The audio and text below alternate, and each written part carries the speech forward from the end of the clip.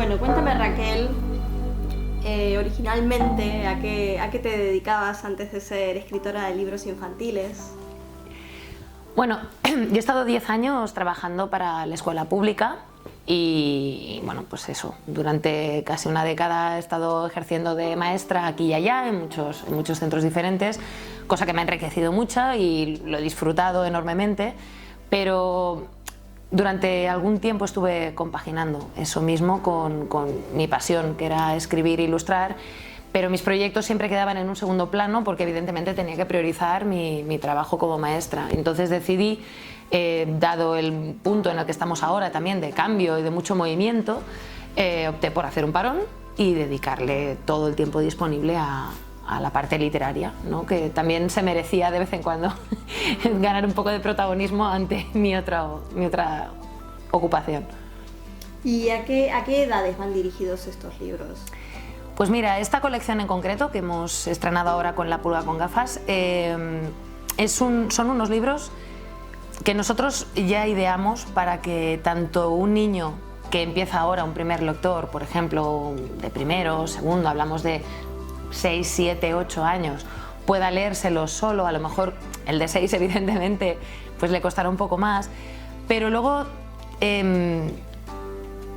si contamos con que los padres ejerzan como tal por la noche antes de ir a dormir, acompañan a los niños, están hechos para que niños más pequeños, de 4 o 5 años, pues ya puedan entenderlos. Sí que es cierto que en algún momento se nos ha comentado que a lo mejor alguna palabra o alguna expresión pueda tener un nivel más elevado de lo que estos libros de primeros lectores a lo mejor están acostumbrados, pero creemos que introduciendo conceptos, introduciendo alguna expresión o alguna palabra algo más compleja que obliga al niño a preguntar papá o mamá, ¿esto qué significa?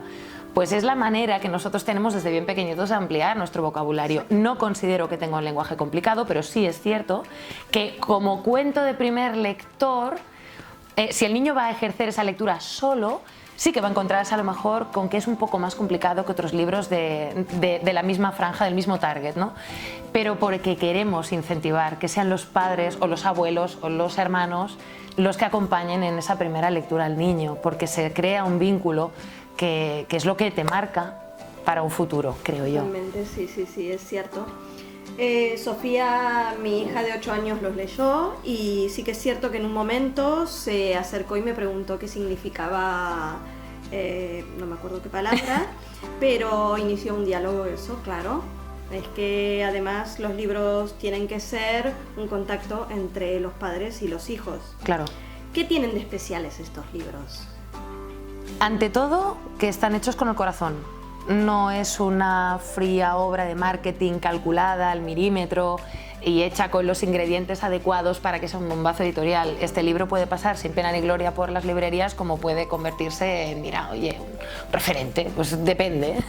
Todo depende de cómo lo vivas tú y de lo que signifique para ti, que es en esencia lo que es la literatura o el arte en general, una interpretación y algo que te llega a ti como individuo.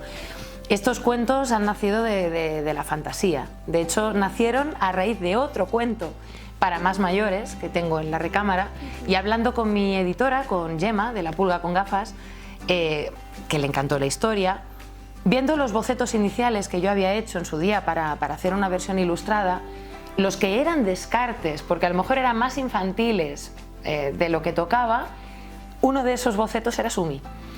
Y se enamoró.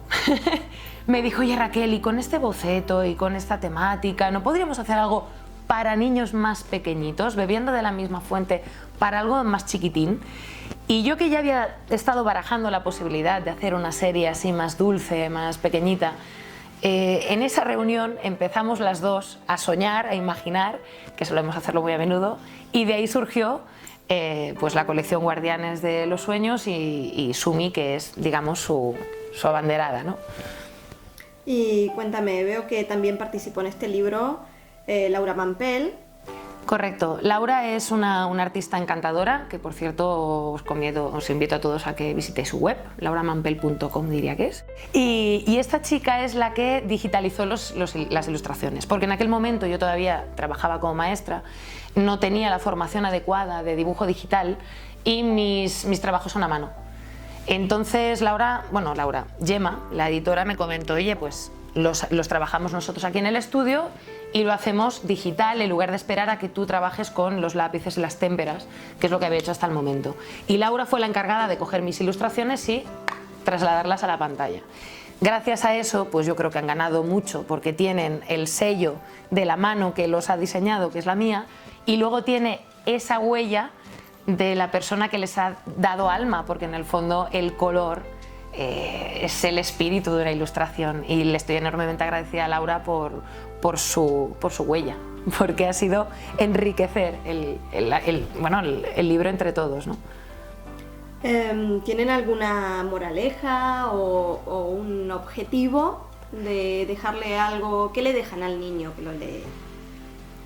Bueno, el que le deja, es lo que decía antes, para cada persona una misma historia te puede abrir una puerta distinta, ¿no?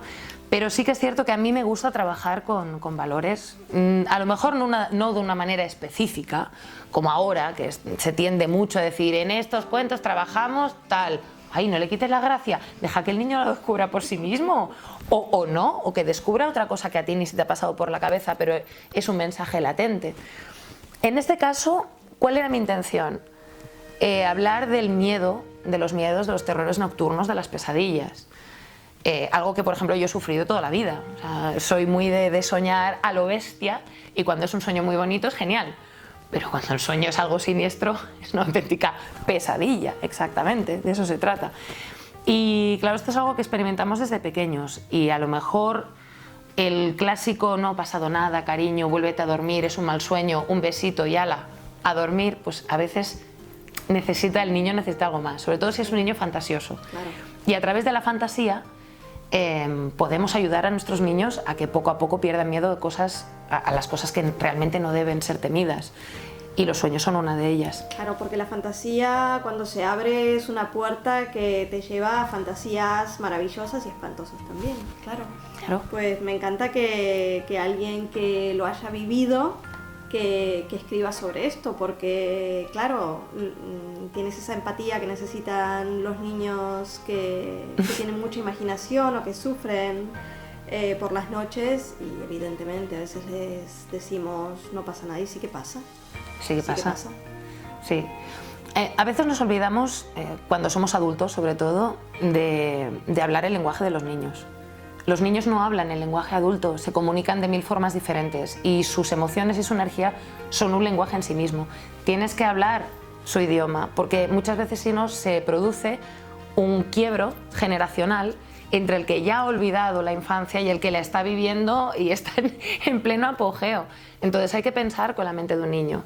Si los niños son capaces de pensar que cuando se les cae un diente viene el ratoncito Pérez, o que la noche del 5 de enero aparecen los reyes y les traen juguetes, y todo eso es motivo de regocijo, aunque no tengan pruebas físicas de ello, nosotros pensamos, pues hay una estrellita llamada Sumi, que tú no la recuerdas porque antes de despertar te borra la memoria, para que no dependas de ella y no tengas miedo si no la ves a ella, sino que tengas el valor de enfrentarte tú mismo a tus miedos, pero ella está allí, y tienes que saber que cuando tengas una pesadilla, Sumi vendrá a rescatarte y te salvará de la pesadilla, aunque luego te borre la memoria. Juega con la magia, habla el lenguaje de los niños, y si lo haces así, yo creo, vamos, no sé, es una opinión humildemente personal, pero creo que hay muchos de esos pequeños traumas que tenemos todos de la infancia, que si nos hubieran hablado en otros términos, muy probablemente hubiéramos crecido sin tantos miedos y tantas maletas que a veces nos cargan de una generación a otra. Porque a veces nos olvidamos, pero todos esos miedos de cuando éramos niños los seguimos teniendo. Sí. No los hemos superado. Muchas veces no. Pues, y cuéntame, ¿dónde pueden las familias conseguir estos libros? ¿Dónde los pueden comprar? Pues mira, siempre estarán disponibles en la web de la editorial, que es lapulgacongafas.com. Allí están en catalán y en castellano, tanto el primer volumen como el segundo. Aparte de otras colecciones fantásticas que tiene La Pulga, que trabaja mucho con temas bastante poco conocidos, como pueden ser los trastornos bipolares en niños. Tiene una colección llamada Bipipol, que el protagonista es un niño bipolar, y te enseña, no solamente le enseña al niño a cómo llevar su día a día, sino también a los padres, a cómo entenderlo. Claro. Luego tienen las colecciones Chiquitroc, que es sobre niños con hiperactividad y déficit de atención. Y luego otras colecciones de cuentos navideños como Brillasol, o el que te comentaba de Dos hermanos, que es otra de mis colecciones, que es la historia sobre dos perritos, que te plantea que las familias no siempre son las biológicas, sino que a veces la familia la escoge el corazón y la vida te la ponen por delante. Entonces, en esta web tenemos todo nuestro catálogo y ahí siempre lo podremos conseguir en catalán y castellano. Y si no, UDL, que es la distribuidora que trabaja con nosotros en este momento, yo sé que los ha distribuido a Corte Inglés.